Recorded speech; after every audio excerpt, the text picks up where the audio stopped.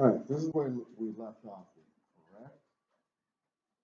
There may have been one slide after this.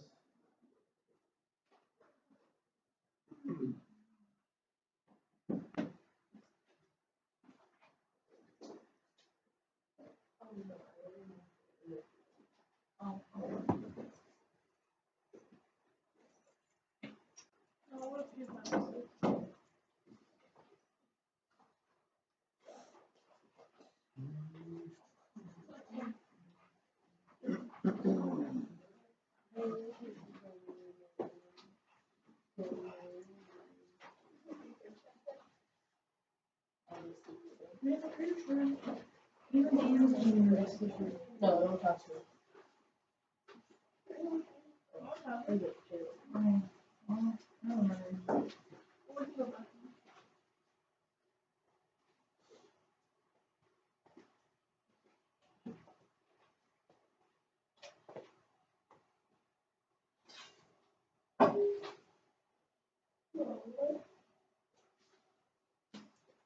I think we said we're gonna come down to here. We did talk about this, and this is where we're gonna start today.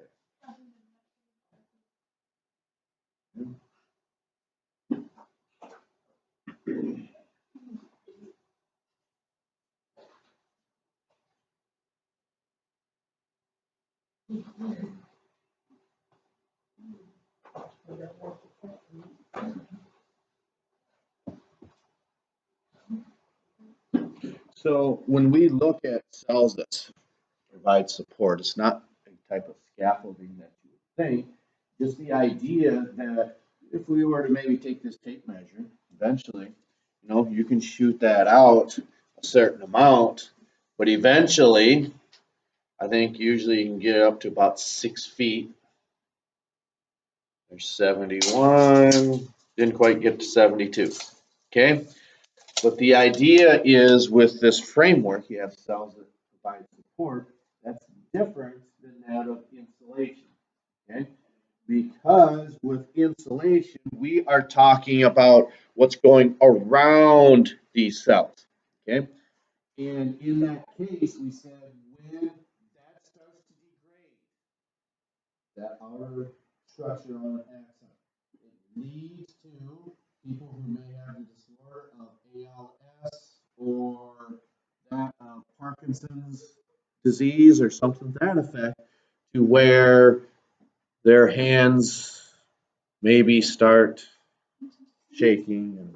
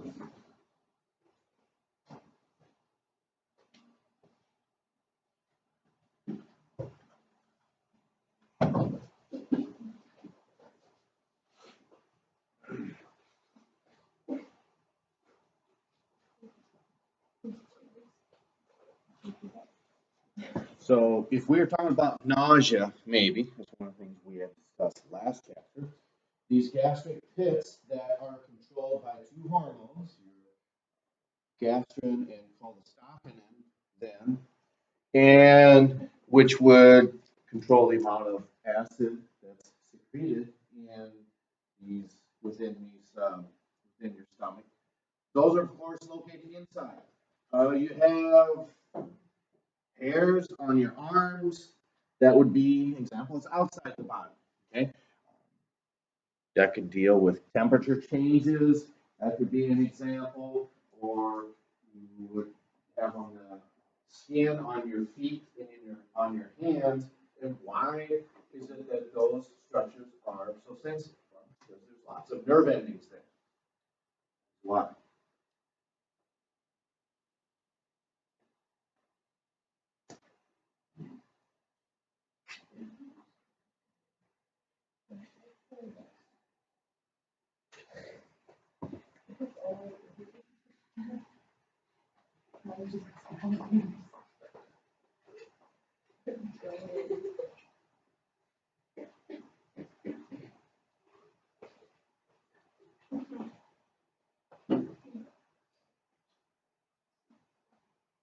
Where is this? This one. Okay. I'm gonna do a couple more. And we'll move on.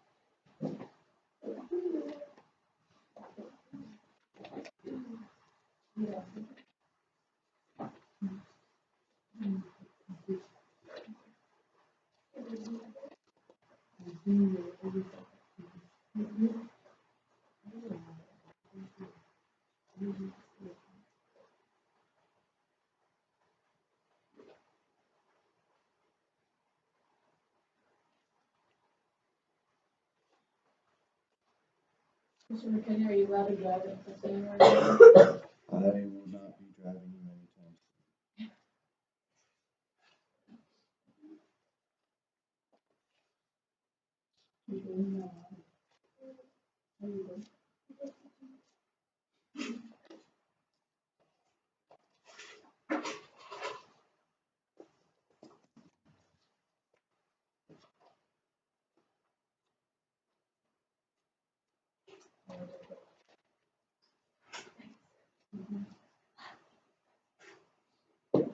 Okay. One of the aspects that when you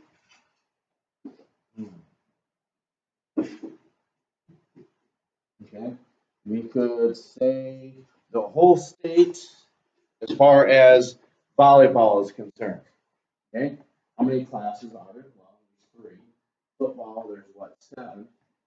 But in this case, when you start breaking things down, whether it's football or volleyball, okay, when you start breaking down the nervous system, okay, picture like used to be class A and class B. Okay, that's one way of looking at it. Major League Baseball has an American League and a National League. Okay, you could say in football, you have the AFC and the NFC. It's just a way of categorizing the nervous system into its assorted functions. Now, I don't like the way the book does, your book does that on page 363.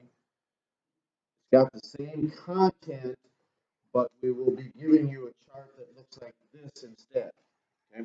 This one to me, I think is more student friendly. And that's one I've got scanned in that I will give to you students, just like we've got with those organic charts. I'm going to get those to you students that were absent the first hour.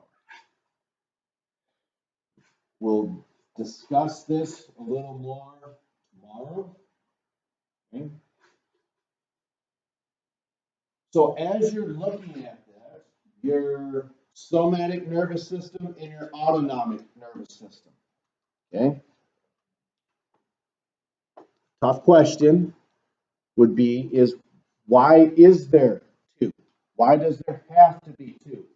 Think of your small intestine and your large intestine. Those are controlled by what type of muscle tissue. So do you have conscious control of that? No, you do not. So how are muscles of your small intestine different than that of muscles that flex your toes, or the muscles in your wrist or forearm that move the fingers? How are those different than muscles in your small intestine? Okay. Another tough or trick question would be, how many muscles are located in your hand?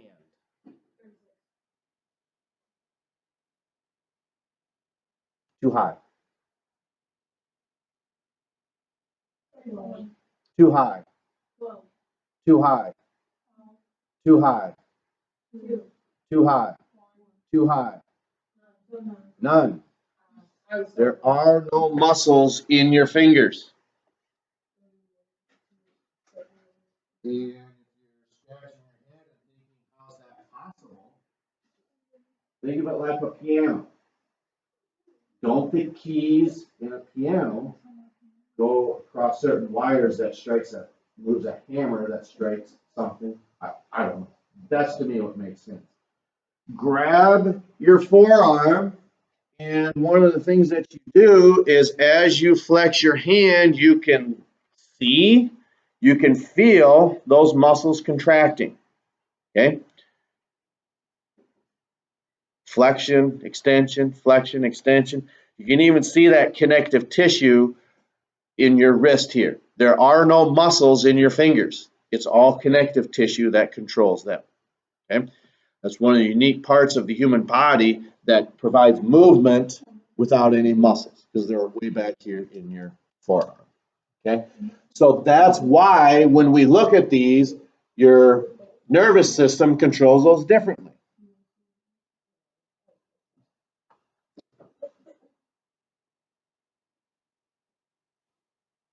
Okay? Rather than listening to me, sometimes there's a better way of learning that, and that is from experts. Okay? So that's what this deals with. We'll pick up with this content tomorrow.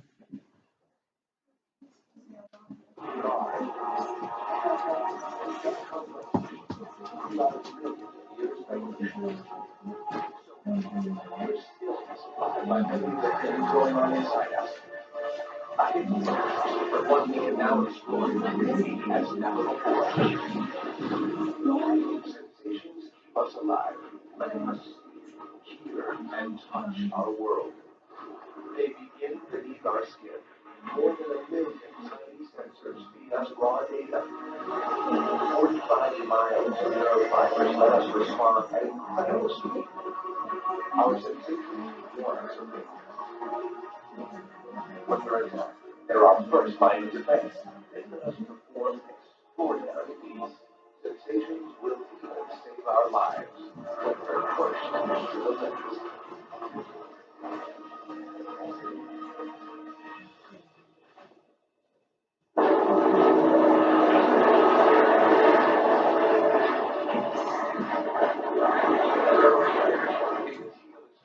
A pilot guides a 7-ton machine with unerring precision. Achieving this enhances the body's sensory system to the extreme. Caught on camera by the Coast Guard, 2 boys face certain death. Just off the Oregon coast, fierce currents have stranded them, and the tide is rising. We were out maybe a quarter, half a mile, something like that, and we swam for an hour trying to get to a rock. I was just getting exhausted, and I just thought I was gonna die, and I thought I was gonna drown. Big deal.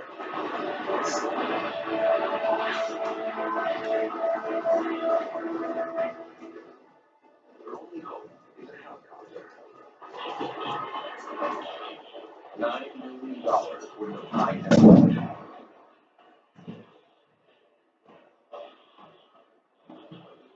Battering the chopper. What matters more than the voice is a mechanism far more complex than any helicopter. Half a million microsensors linked to one of the most sophisticated communication systems on the planet. You'll find it beneath your skin. You're equipped with a forest of amazing devices, including touch receptors, sensitive enough to feel a single beat of a fly's wing.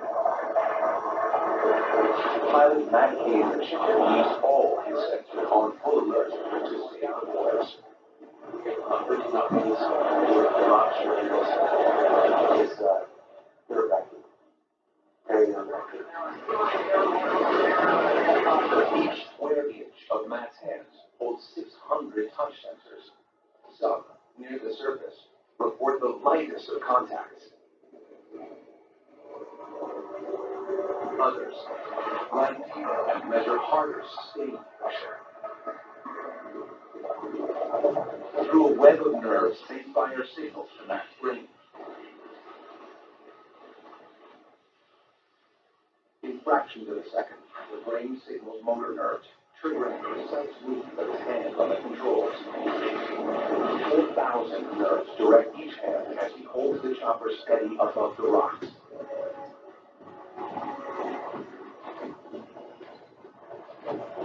At the same time, Matt's other sensors are hammering him with information.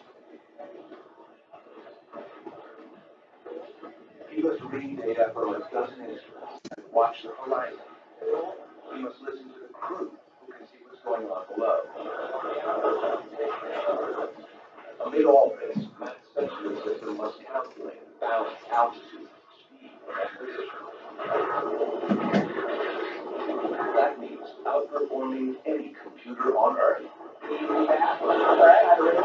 We still don't have a machine that has the breadth to be able to do all of those different things and at the same time instantaneously is assessing the outcome of each one of those things.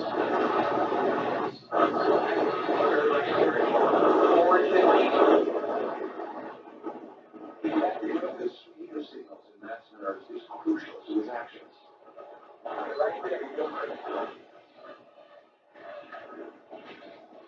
It keeps the rescue swimmer from crashing into the rocks. Right there. What's important is the nerve structure that makes the speed possible. Our nerves are bundles of thin cells, some more than 3 feet long, carrying electrical signals to and from the brain. As insulation protects electrical wiring, a sleeve of fat surrounds key nerves. And it's this fat layer that keeps signals from interfering with one another, so they can rocket around Matt's nervous system at over 250 miles per hour.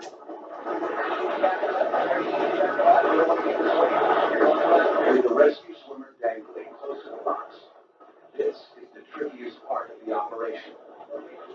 Matt's nerves work so fast, and his touch is so precise, that he can make tiny adjustments without thinking. He's acting on instinct, depending on sensations working faster than we can think. It's something we all do, every day. It lets us make music, create art, and save lives.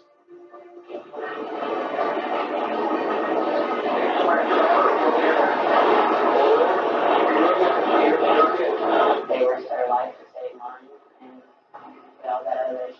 And if it wasn't for them, I probably wouldn't be alive right now.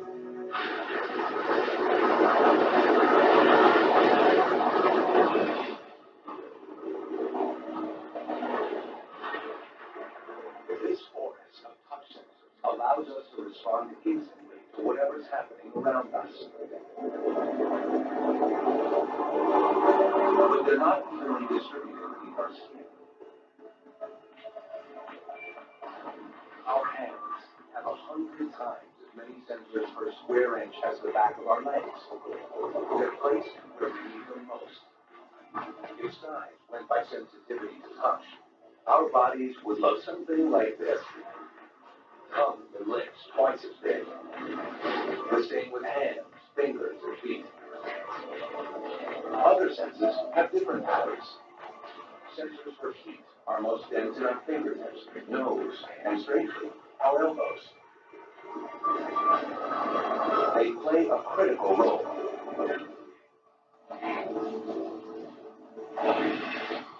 When we're pushed to the limits, they might just keep us alive.